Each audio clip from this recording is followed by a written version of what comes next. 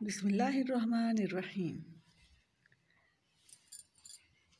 सामीन पेश खिदमत है नावल पंछी की किस्त नंबर 5। सामीन मोहतरम,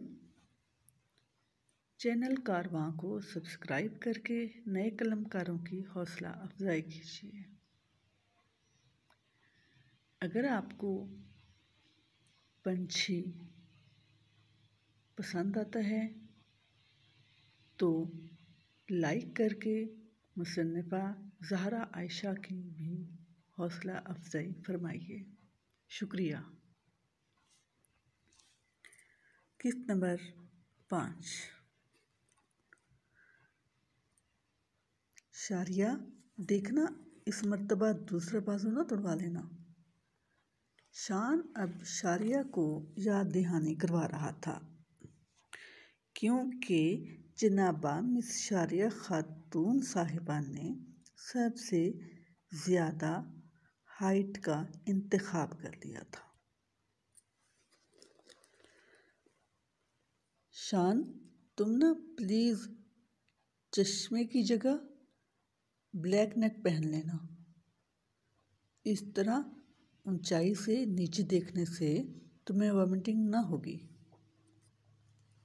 शारिया ने चाय का सिप लेते हुए कहा और ये जी तीर ठा निशाने पर लगा और सोनल और अली के कहे शान का मुंह चिढ़ा रहे थे।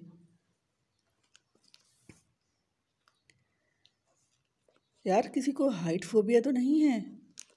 अली ने पूछा तो शान ने शारिया ने सोनल और फिर शान और शारिया की नज़रें मिलीं और आकर सोनल पर ठहर गईं।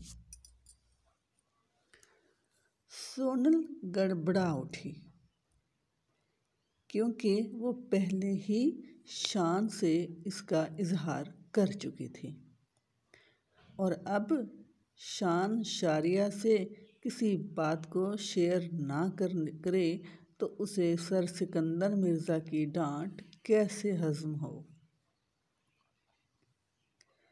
यार, तुम लोग अब इसका जिक्र किसी और से ना कर देना। सोनल ने तीनों के सामने हाथ जोड़ लिए क्योंकि सोनल उसकी वजह मैं बताऊं। शारिया झट से मुंह बनाकर बोली। क्यों सोनल, इसकी वजह मैं बताऊं? शारिया झट से मुंह बनाकर बोली। अगर सर सिकंदर को पता चलेगा तो वो कहेंगे अगर आपको हाइट फोबिया है तो फिर घर जाकर बैठें और हांडी चूल्हा करें। और बीबी, हम यहाँ हवाई जहाज़ चलाना सिखा रहे हैं, बहरी जहाज़ नहीं। सोनल, तुम्हें ये फोबिया बचपन से है? अली ने पूछा। नहीं यार, असल में एक मर्तबा हमारे कॉलेज में एक लड़की ने छत से कूदकर जान दे दी थी, यानी खुदकुशी कर ली थी। मैं और मेरी सहेलियां उसके साथ ही थीं। हमने उसे ऊपर से नीचे जाते देखा था। तब से बस मुझे हाइट से डर लगता है, मगर मैं बहुत जल्द इस डर पर काबू पा लूँगी। सोनल ने कहानी सुना दी। हाँ यार, तुम इस डर को इतना डराना कि ये तुम दबाकर भाग जाए।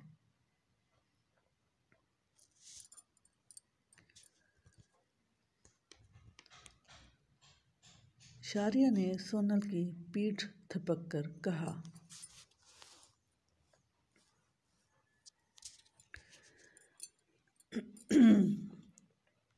हाँ, मैं अपने खौफ को खौफज़दा कर दूंगी।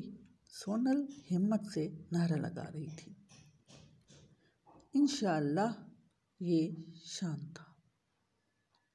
सोनल को बहुत हौसला मिला और वो अब पुरसुकून हो गई थी। आज फ्री फॉल का बाकायदा मुजाहरा करना था। ट्रेनिंग तो मुकम्मल थी, अब बस बाकायदा मुजाहरा बाकी था। सब सोनल का हौसला बढ़ा रहे थे। सोनल चूँकि खुद को ज़हनी तौर पर मुकम्मल तैयार कर चुकी थी, मगर जब उसकी बारी आई तो सबकी नसीहतें शुरू हो गई थीं। सोनल, हिम्मत करो, ये शान था।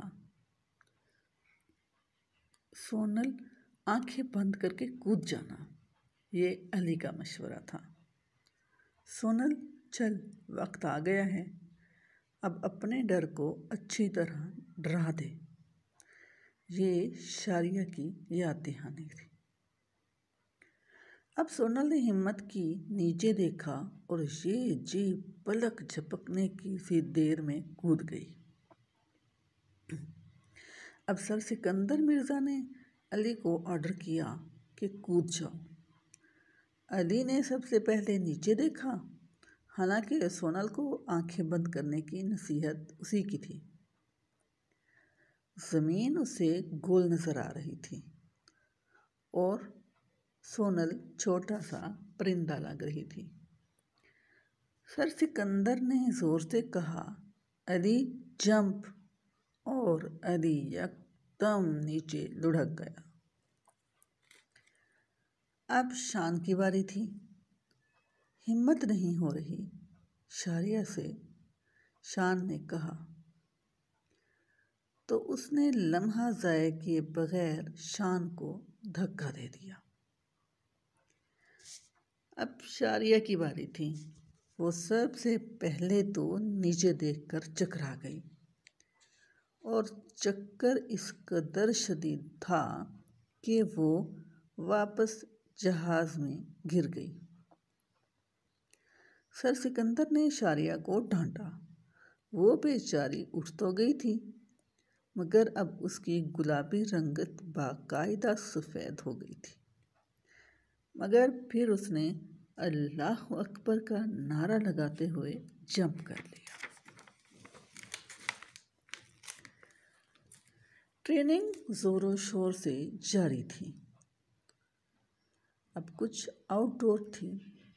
सभी कैडेट्स जाने के लिए बहुत एक्साइटेड थे, मगर साथ ही खौफ और डर भी महसूस कर रहे थे, क्योंकि मंजिल साफ उनकी नज़र में थी, मगर रास्ता उस कदर मुश्किल था कि हर आने वाला दिन मज़ीद मुश्किल तर हालात की जानिब कदम बढ़ा रहा था। शारिया अपने बाजू की वजह से परेशान थी, मगर ये उसका अपना फ़ैसला था, जिसको बहरहाल उसे भुगतना था। सर सिकंदर उनके लीडिंग ऑफिसर थे। बाकी ट्रेनर्स भी थे, मगर मेन ऑफिसर वही थे। जंगल बहुत घना था, उसकी तो खैर थी, मगर उसके साथ साथ गर्मी भी बहुत ज़्यादा थी। टेम्परेचर के 49 डिग्री से बढ़ना तो था ही, मगर हब्स में कमी कम ही होती थी। कैडेट्स, हम आपको ग्रुप्स में तकसीम कर देंगे। हर ग्रुप में एक ऑफिसर यानी कैडेट लीडर होगा और उस टास्क में जिसके नंबर कम होंगे वो टीम या वीक कैडेट ट्रेनिंग से आउट भी हो सकता है। खुशकिस्मती से शारिया, शान और सोनल तो एक ही ग्रुप में थे, मगर अली उनके साथ न था। मगर असगर और रमीज़ भी उनके ग्रुप में थे। शारिया को ही कैप्टन बनाया गया था, जो उसकी साबका कारकर्दगी की बुनियाद पर लिया गया। ऑफिसर का फैसला था। पहला टास्क जंगल में छुपाई गई 3 झंडियाँ ढूंढकर उनको मतलूबा मकाम तक पहुंचाना था। पूरा ग्रुप पहली झंडी, फिर दूसरी और आखिर में तीसरी झंडी उठाकर अलग अलग पूरी टीम की शक्ल में ट्रेनर्स को देकर आनी थी। अगर एक भी कैडेट पीछे रह जाएगा तो पूरी टीम के नंबर कम होंगे और उस कैडेट के भी नंबर कम होंगे, यानी कटेंगे।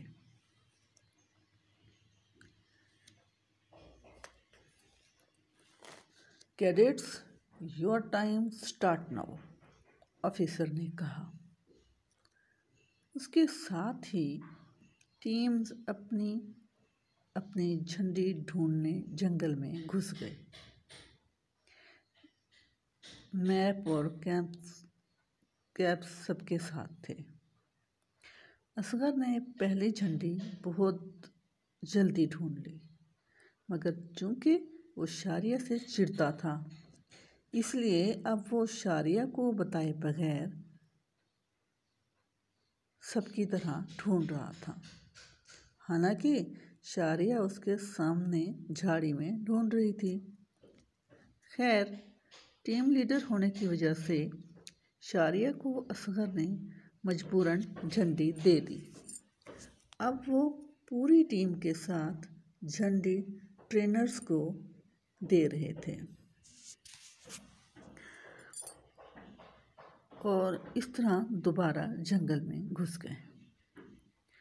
इस कामयाबी पर तमाम कैडेट्स मिशन को आसान और ट्रेनर्स को बेवकूफ़ समझ रहे थे।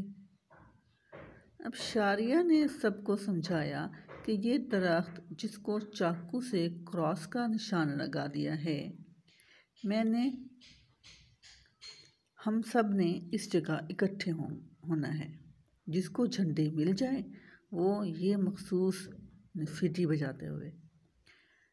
बजा दे तो सब फ़ौरन वहाँ आ जाएंगे। जंगल में आवाज़ गूंजेगी, इस तरह सबको इशारा मिल जाएगा। हमने हर हाल में दूसरी टीमों से पहले ये टास्क मुकम्मल करना है। वो गर्मी से तिलमिला रही थी।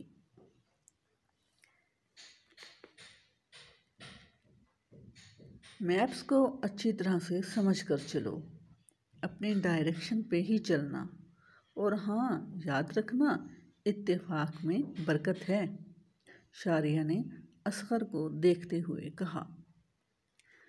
पिछले 15 मिनट से इसी डायरेक्शन में जा रहे हैं। गर्मी से पसीना बहुत निकल रहा है, ऊपर से जंगल भी घना है, हब्स भी महसूस हो रही है। शारिया और रमीज़ इत्तेफाक से इकट्ठे हो गए थे। उन्हें झंडी नहीं मिल रही थी और मैप से मालूम होता था कि ये बहुत पुराना मैप है, जबकि अब तो जंगल बहुत घना हो चुका है। सभी टीम मेंबर्स अपना अपना गुस्सा सर सिकंदर मिर्ज़ा पर उतार रहे थे।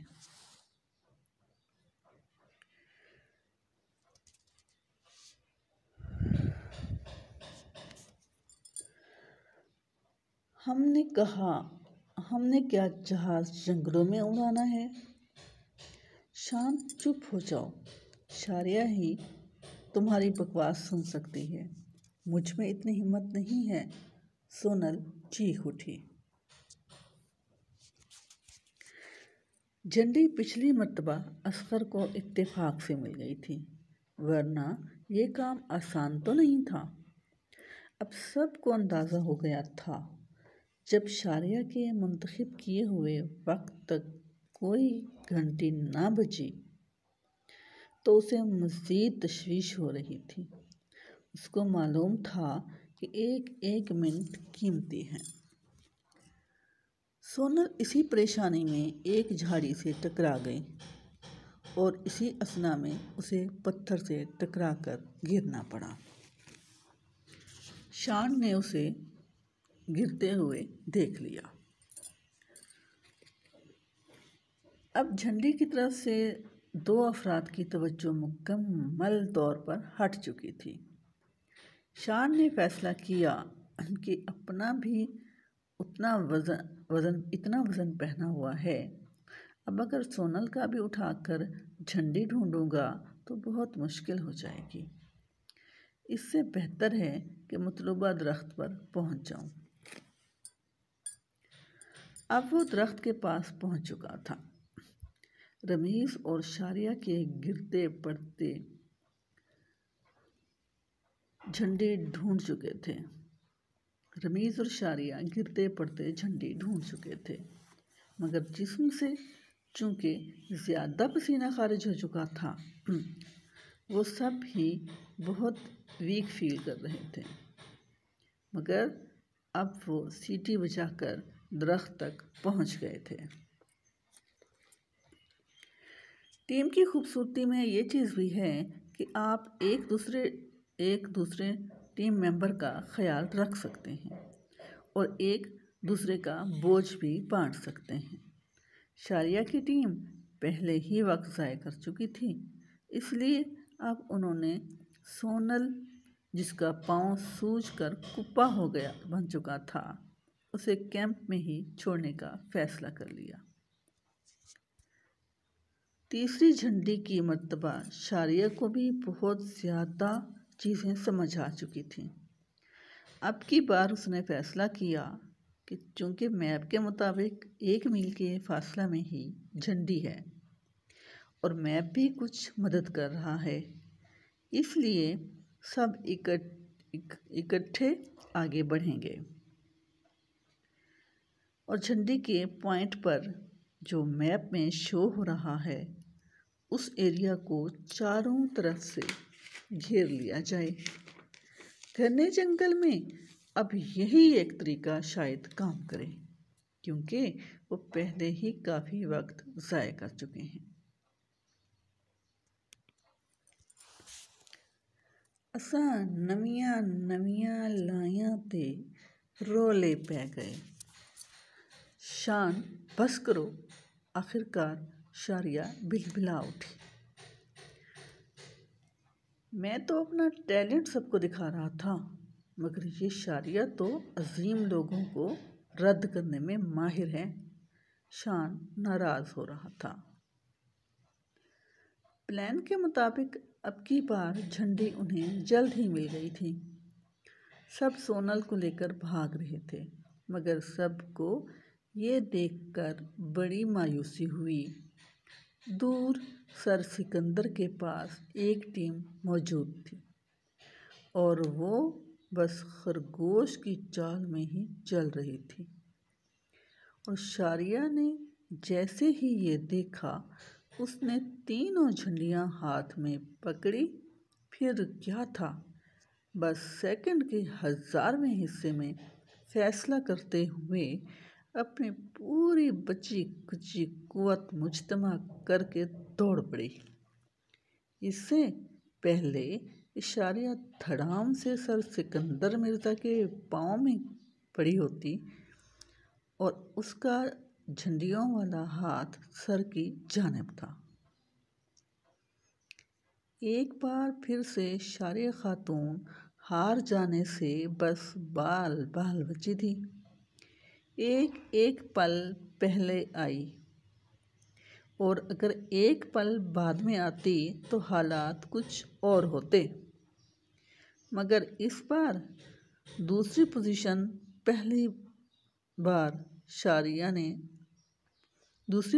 लेने पर शारिया ने पहली बार अल्लाह अकबर का फलक शगाफ नारा लगाया था।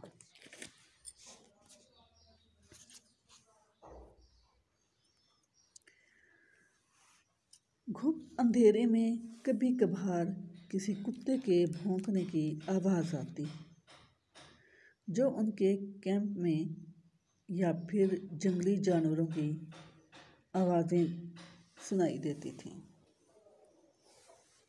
इंतहाई थकन के बावजूद शारिया सो ना पा रही थी। इसीलिए उसने सोचा झील की तरफ चली जाऊं। कैंप में उनका आज 5वां दिन था।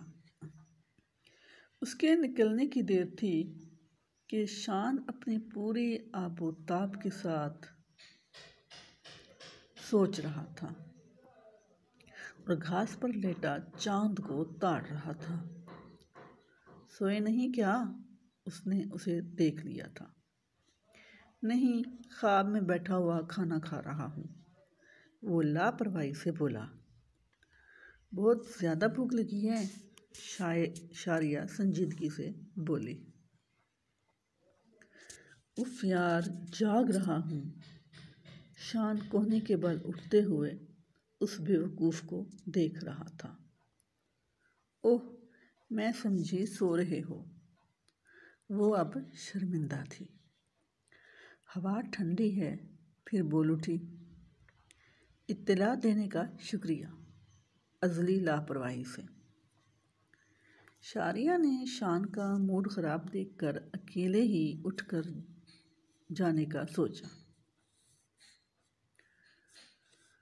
बोर होते हुए उसे जाने क्या सूझा कि वो असगर के जूते जो कैंप के बाहर थे पानी के टब में डाल चुकी थी।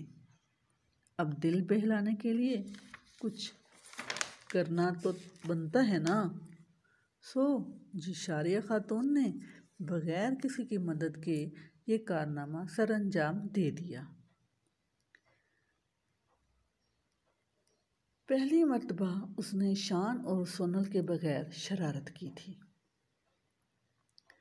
अब चूंकि शान को पता चल गया था कि मिस इंटेलिजेंट ने शहद की मक्खियों के छत्ते में हाथ डाल दिया है, वो अपने कारनामे के बाद शान को अपने बचपन के किस्से सुना रही थी। उसने पत्थरों को ठोकर मारते हुए मुखातिब कर ही लिया। तुमने कभी मोहब्बत की है? वो डर रहा था। नहीं, क्यों? वो घबरा गई। वैसे ही, लापरवाही से कंकर पानी में फेंकते हुए। कैसे वैसे ही? वो वाकई बेवकूफ़ थी।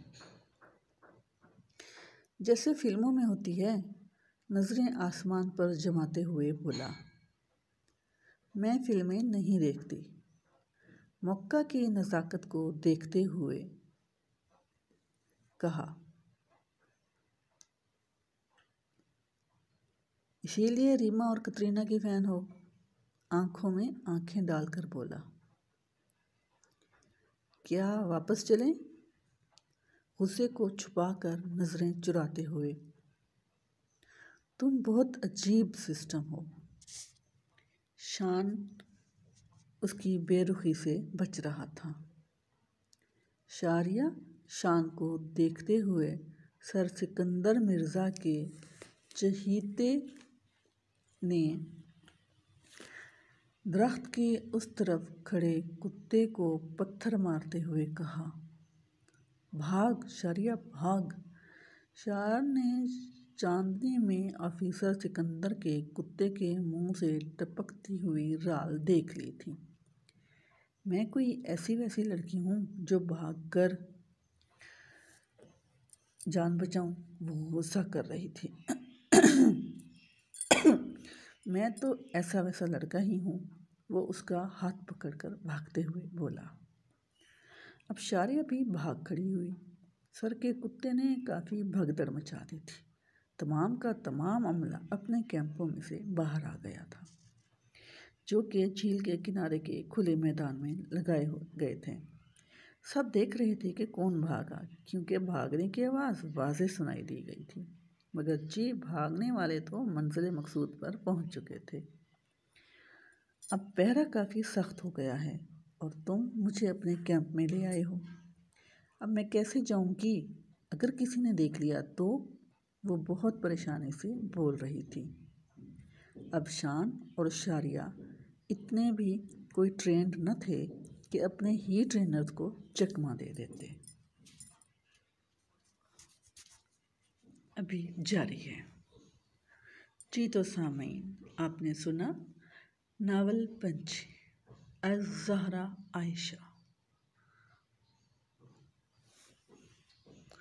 पाकिस्तान जिंदाबाद।